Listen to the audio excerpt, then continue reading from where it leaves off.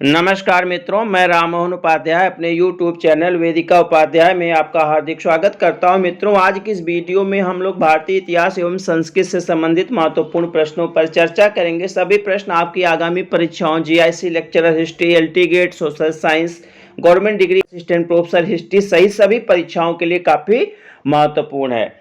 पहला प्रश्न है, सेल्यूकस निकेटर के साथ संधि के परिणाम स्वरूप चंद्रगुप्त मौर्य ने निम्नलिखित में से किन क्षेत्रों का अधिग्रहण किया?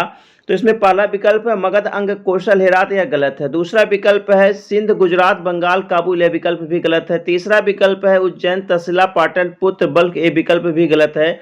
तो हमारा सही आंसर होगा विकल्प डी, काबुल, कांधार, हेरात और बल्ख। इन चार प्रांतों पर जो है चंद्रगुप्त मौर्य का अधिकार हुआ था। जैसा कि हम सभी को मालूम है कि चंद्रगुप्त मौर्य ने 322 ईसा पूर्व में जो है मौर्य वंश की स्थापना की और उसने उस एक अखिल भारतीय साम्राज्य की स्थापना की जिसकी सीमाएं हिंदू कुश पर्वतमाला तक फैली हुई थी। तो चंद्रगुप्त मौर्य जब अपने साम्राज्य विस्तार में लगा हुआ था उसी समय जो है सीरिया का शासक था, सीरिया का शासक जिसको हम सेल्यूकस निकेटर के नाम से इतिहास में जानते हैं। सेल्यूकस उसका नाम था, निकेटर उसकी उपाधि थी और उसने 305 ईसा पूर्व में जो है भारत पर आक्रमण किया। लेकिन जो सिकंदर के उसने सोचा था जिस प्रकार से सिकंदर ने भारत पर अपना साम्राज्य स्थापित किया, अपना प्रभुत्व स्थापित किया, उसी प्रकार से जो है वो भी स्थापित कर लेगा। लेकिन दोनों समय की परिस्थितियां अलग अलग थी और चंद्रगुप्त मौर्य ने जो है सेल्यूकस निकेटर को युद्ध में परास्त किया। इस जो चंद्रगुप्त मौर्य और सेल्यूकस निकेटर के मध्य में जो एक संधि हुई उसका विवरण जो है स्ट्रैबो,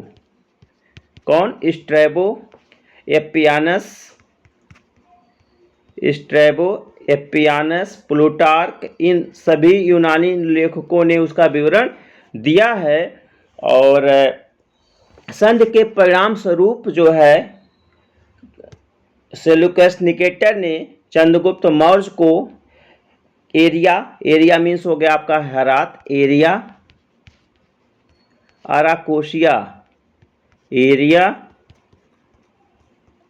अराकोसिया कंधार को कहा जाता था और पैरोपनिस्डाई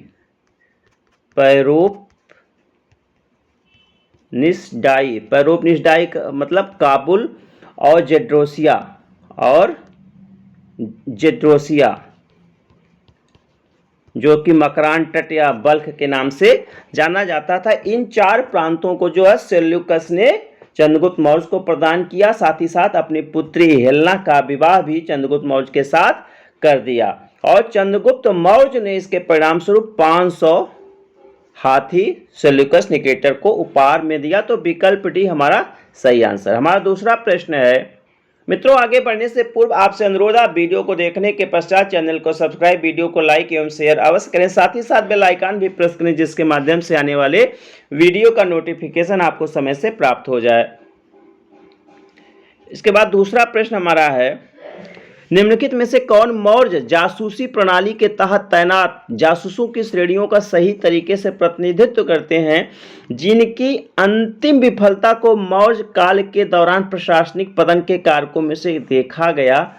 तो इसमें हमारा पहला प्रश्न है कुमारा, मात्य, स्थानिक और गोप। विकल्प गलत है हमारा। विकल्प बी है गूढ़, पुरुष, व्यायामिका और उदास्थित। ये विकल्प हमारा सही है। विकल्प बी हमारा सही आंसर है। जो मौर्य काल है, मौर्य काल में जो है एक सुदृढ़ गुप्तचर व्यवस्था थी जिसका उल्लेख जो है कौटिल्य ने अपने ग्रंथ अर्थशास्त्र में किया है। और उसने बताया कि दो प्रकार के गुप्तचर मौर्य में होते थे, एक होता था संस्था, दूसरा होता था संचारा। संस्था और संचारा। तो संस्था जो होती है, जो संस्था में गुप्तचर होता था वह एक ही स्थान पर रहकर कार्य करता था और जो संचारा होते थे वह राज्य के विभिन्न भागों में भ्रमणशील होकर कार्य करते थे। और जो इसमें जो संस्था है, जो गुप्तचरों की श्रेणी संस्था है, इसमें कुल 5 प्रकार के गुप्तचर होते थे। 5 प्रकार के गुप्तचर होते थे, जिसमें आपका उदास्थित भी होता था। उदास्थित जो है ऐसे गुप्तचर होते थे जो सन्यासियों की बेस में गुप्तचरी करते थे। कुछ एक होता था काप्टिक। काप्टिक जो विद्यार्थियों के बेस में रहकर जो है गुप्तचरी करते थे। एक गृहपतिक होता था। गृहपतिक जो है वह क्या करता था, गरीब किसान के बेस में रहकर गुप्तचर का कार्य करता था। और इसमें जो आपका दूसरा है गूढ़ पुरुष। गूढ़ पुरुष जो है गुप्तचर, अर्थशास्त्र में गुप्तचरों को क्या कहा गया है, गूढ़ पुरुष ही कहा गया है। तो विकल्प भी गूढ़ पुरुष व्यायामिका उदास्थित हमारा सही आंसर है। हमारा अगला प्रश्न है, उत्तरापथ एवं दक्षिणापथ के अलावा निम्नलिखित में से किस व्यापारिक मार्ग से प्रारंभिक ऐतिहासिक काल के दौरान मगध के आर्थिक विस्तार में योगदान दिया। क्वेश्चन थोड़ा सा टाइप कहीं से गलत हो गया। उत्तरापथ एवं दक्षिणापथ के अलावा निम्नलिखित में से किस व्यापारिक मार्ग से प्रारंभिक ऐतिहासिक काल के दौरान मगध के आर्थिक विस्तार में योगदान दिया। तो इसका जो सही आंसर होगा विकल्प डी राजमार्ग। विकल्प डी राजमार्ग हमारा सही आंसर है, क्योंकि जो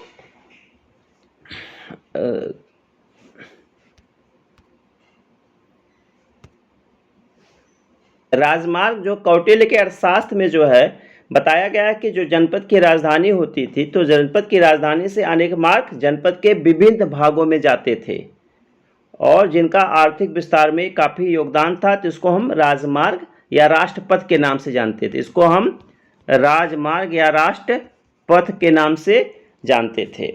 और एक वर्ग ऐसा होता था मार्गों का, जो ऐसे मार्ग होते जो एक स्थान से अलग होकर पुनः एक स्थान पर मिल जाया करते थे। उसको एक प्रश्न आता है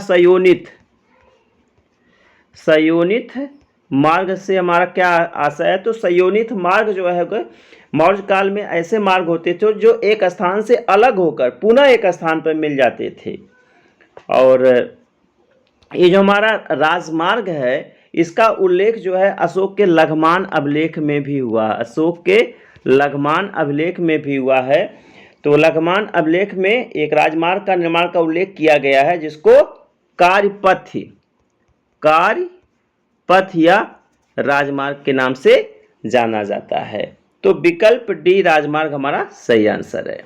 हमारा अगला प्रश्न है, निम्नलिखित में से किस हड़प्पा स्थल पर क्षेत्र की शुष्क जलवायु के कारण संभवतः सड़क के किनारे जल निकासी की कोई व्यवस्था नहीं थी।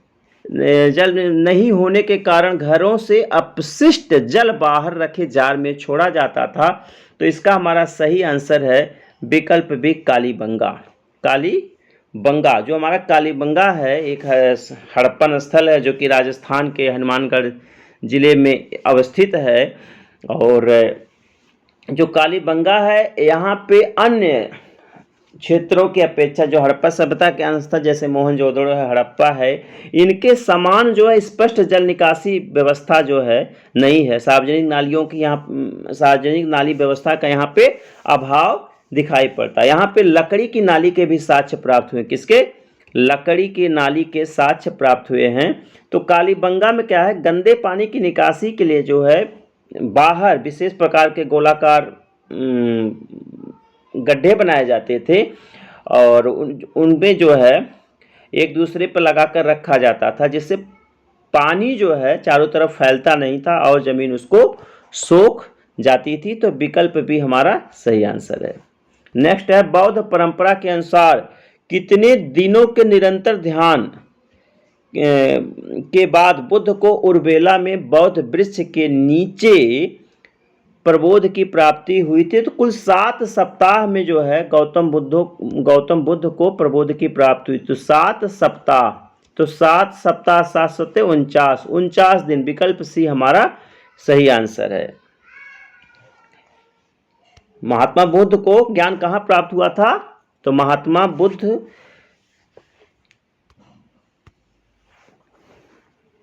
को जो है बोधगया में, कहाँ पे? बोधगया में ज्ञान प्राप्त हुआ था। पीपल के वृक्ष के नीचे ज्ञान प्राप्त हुआ था और उन्होंने जो अपनी समाधि लगाई थी, समाधि अवस्था के 49वें दिन जो है उनको वैशाख पूर्णिमा के दिन ज्ञान की प्राप्ति हुई थी। महात्मा बुद्ध को कुल जो है जब उन्होंने तपस्या करना शुरू किया तो कुल 8 ध्यान अवस्थाओं का उन्होंने 8 ध्यान अवस्थाओं का प्रयोग किया था। तो जो समाधि की अवस्था थी तो समाधि की अवस्था के 49वें दिन जो है या 7 सप्ताह के पश्चात उनको ज्ञान प्राप्त हुआ था, जिसको हम बौद्ध ग्रंथों में संबोधि के नाम से जानते हैं। इसका उल्लेख जो है एक बौद्ध ग्रंथ मध्यम निकाय में इसका उल्लेख प्राप्त होता है। नेक्स्ट है, बौद्ध स्रोतों में वर्णित महाजनपद काल के दौरान निम्नलिखित में से कौन सीमा शुल्क अधिकारी हुआ करता था? तो सीमा शुल्क अधिकारी जो होता था आपका होता था विकल्प सी कम्मिक। विकल्प सी हमारा सही आंसर है। कम्मिक नामक व्यक्ति को जो है सीमा शुल्क अधिकारी होता था। बौद्ध ग्रंथों में जो है व्यापारियों के कारवां का उल्लेख है और बड़े बड़े 1,000 बैलगाड़ियों में एक जनपद से दूसरे जनपद के माध्यम से व्यापार किया जाता था। तो उनको विभिन्न प्रकार के जो है शुल्क और अंतर्राज्यीय कर भी देने पड़ते थे। तो जो कस्टम के अधिकारी होते थे उनको कामिक कहा जाता था। तो विकल्प सी हमारा सही आंसर है। नेक्स्ट है, मेहरौली शिलालेख के अनुसार राजा चंद्र, जिन्हें प्राय चंद्रगुप्त द्वितीय के रूप में पहचाना जाता, ने बालिकों के विरुद्ध अपने सैन्य यात्रा के दौरान सिंधु क्षेत्र में कुल कितनी नदियां पार की थी? तो सिंधु क्षेत्र में कुल जो है 7 नदियों के द्वारा 7 मुहाना, सिंधु के 7 मुहानों का उल्लेख आता है। तो विकल्प बी हमारा सही आंसर है। हमारा नेक्स्ट प्रश्न है, ब्राह्मी लिपि का पूर्ण अर्थ निकालने के लिए जेम्स प्रिंसप ने प्रारंभ में देवनाम प्रियदर्शी की उपाधि निम्नलिखित में से किस स्थान के राजा से की? तो जो जेम्स प्रिंसप ने सबसे पहले अशोक के अभिलेखों को 1837 ईस्वी में पढ़ा था और उन्होंने जो है जब अपना उच्चारण किया तो जो देवानाम प्रियदर्शी था उसके जो है श्रीलंका का शासक था तिस। तो उसकी जो पहचान जो है देवानाम तिस की पहचान किससे कर डाली? श्रीलंका के शासक तिस से कर डाली। तो विकल्प डी हमारा सही आंसर है।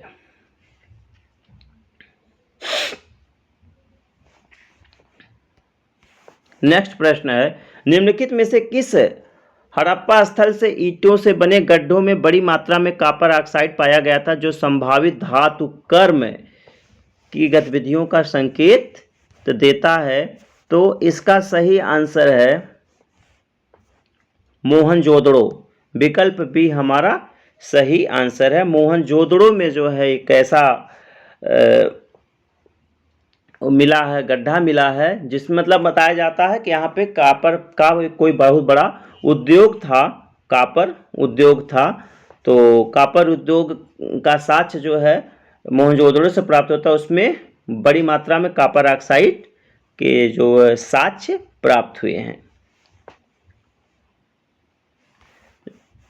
नेक्स्ट प्रश्न है, निम्नलिखित में से किस हड़प्पा स्थल से एक मोहर पाई गई जो संभवतः पत्थर के प्रतिभार जैसे सदुप या ढकुली का उपयोग करते हुए लीवर लिफ्ट सिंचाई उपकरण को दर्शाती है? तो इसका साक्ष्य भी आपका मोहनजोदड़ो से ही प्राप्त हुआ। विकल्प डी हमारा सही आंसर है। नेक्स्ट है, निम्नलिखित में से किस इतिहासकार ने गुप्त राजा रामगुप्त की ऐतिहासिकता को स्थापित करने के लिए मुद्रा विषयक सिद्धांत किए? तो गुप्त राजा रामगुप्त की ऐतिहासिकता को सिद्ध करने के लिए मुद्रा विषयक सिद्धांत किसने दिया था? पीएल गुप्ता, परमेश्वरी लाल गुप्ता जी के द्वारा दिया गया था। तो विकल्प बी हमारा सही आंसर है। अगला प्रश्न है, निम्नलिखित में से किस इतिहासकार ने सिंधु घाटी सभ्यता के विकासात्मक चरणों का वर्णन करने के लिए क्षेत्रीकरण युग, एकीकरण युग और स्थानीयकरण युग का सिद्धांत दिया है? तो जेम्स शेफर के द्वारा जो है क्षेत्रीकरण युग, एकीकरण युग और स्थानीयकरण युग का सिद्धांत किया गया। विकल्प सी हमारा सही आंसर। अगला प्रश्न है, निम्नलिखित में से कौन मेसोपोटामिया के साथ लापिस लाजुली व्यापार में पतन को हड़प्पा सभ्यता के पतन का एक कारण मानते हैं? तो श्रीन रत्नागर का कथन है। विकल्प ए हमारा सही आंसर है, श्रीन रत्नागर। अगला प्रश्न है, अर्थशास्त्र के अनुसार वर्तमान पाकिस्तान के हजारा जिले में स्थित कंबोज महाजनपद में किस प्रकार की शासन व्यवस्था थी? तो अर्थशास्त्र के अनुसार जो कंबोज महाजनपद वहां पे गणतंत्रात्मक शासन व्यवस्था थी। विकल्प बी हमारा सही आंसर है। अगला प्रश्न है, बेसनगर में गरुड़ स्तंभ की स्थापना करने वाला हेलियोडोरस किस शासक का राजदूत था? तो जो बेसनगर मध्य प्रदेश के विदिशा जिले में है, गरुड़ स्तंभ की स्थापना करने वाला जो हेलियोडोरस था वह एंटिओकलिस का राजदूत था। विकल्प डी हमारा सही आंसर है। मित्रों, इस वीडियो में हमने कुल 15 इतिहास के प्रश्नों पर चर्चा की। सभी प्रश्न जो है आपकी आगामी परीक्षाओं के दृष्टि से काफ़ी महत्वपूर्ण हैं। आप इस वीडियो को देखने के पश्चात चैनल को सब्सक्राइब, वीडियो को लाइक एवं शेयर अवश्य करिएगा। साथ ही साथ बेल आइकन भी प्रेस करिएगा, जिसके माध्यम से आने वाले वीडियो का नोटिफिकेशन आपको समय से प्राप्त हो जाए। अगर आप लोगों का सुझाव सकारात्मक रहेगा या कुछ जो भी आपके सुझाव हैं हम उनको स्वीकार करेंगे और आगे प्रयास करेंगे कुछ वीडियो हम अमुक परीक्षाओं से संबंधित आप लोगों के समक्ष प्रस्तुत करें। आप सभी को पूरा वीडियो देखने के लिए बहुत बहुत धन्यवाद। नमस्कार।